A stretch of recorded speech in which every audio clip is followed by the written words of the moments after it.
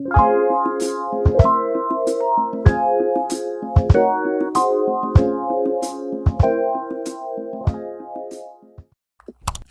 caregivers, welcome back to Parent to My Parent. I'm Eyana if you're new here, and I currently take care of my mom who's battling frontotemporal dementia.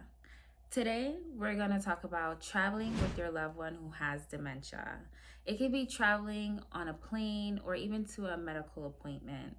I want to give you some tips that will help you and your loved one so that way, when you're on the go with them, it's just an easy, smooth process. Let's start with packing. Preparation is everything, especially on the go. So you want to pack double on what you think you'll need. So that'll be the first tip. Now, this backpack here has honestly been my favorite travel thing I have bought. It has 50 million compartments, and it also has a strap here in the back if you want to hook it to your suitcase just for easy convenience. When I am traveling, I pack at least 2 to 3 outfits for my mom or myself too. Accidents happen. And you want to make sure you pack maybe a Ziploc bag or a plastic bag just in case they do go on themselves and you just don't want to put that wet clothes right back into your bag. You also want to maybe pack some Depends if your loved one is on Depends, or some wipes and gloves just in case you're prepared and you're not just surprised, because accidents do happen. So packing double for what they'll need is key.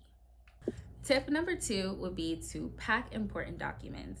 So I have this travel pouch here, best investment, had it for years, but you can just put everything in here. Their medical cards, their passport, ID, money, cash. It has a bunch of different compartments here.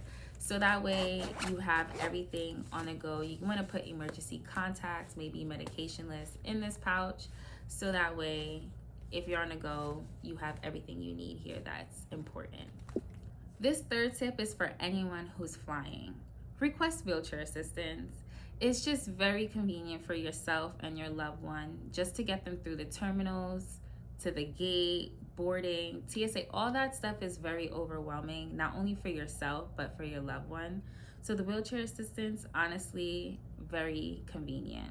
I would say if you are in Atlanta, please go early, because my sister and I was pressed for time with my mom, and that wheelchair line was actually longer than the regular TSA line.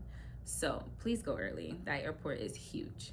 If you don't know how to request the wheelchair services, here is how I requested it through Delta. So you just want to view your ticket, scroll down to accessible services, and then you'll click mobility assistance, and then you choose what you want for the wheelchair to go to the gate or just to the plane.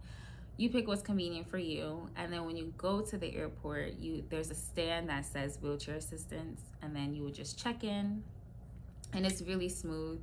The agents at the Atlanta port were kind of rude, but in Florida when we went, they were pretty cool. But please request wheelchair assistance. It's just very convenient, and it will just make your travel experience smooth and less stressful. Tip number 4 would be to invest in an AirTag.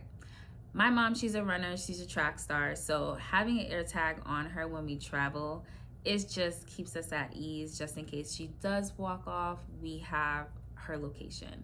They also sell these little AirTag holders, and you can pin it to their clothes, so that way if she does walk off or anything, we have access to her.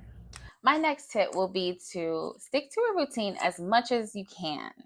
I know you're traveling, it's gonna be hectic, but just think about it. For your loved one, it's very overstimulating and it's confusing for them. So, sticking to a bedtime routine or having them eat around the same time they normally do will just help them be at ease. Also, you may want to pack their favorite snack or a blanket they love, or even just have music to help soothe their anxiety when you're traveling. And last but not least, don't forget about you. Make sure you pack things that are comforting for yourself. It could be a good book, your journal. Little things matter when you're carrying on the go. I hope these tips will help on your next trip. Traveling with someone who has dementia isn't easy, but with the right planning, it's possible. Just remember, you got this. Leave a comment below if you have some travel tips you want to share, or if you have questions about any of the tips I've shared. Don't forget to like, share, and subscribe. And I hope to see you guys soon.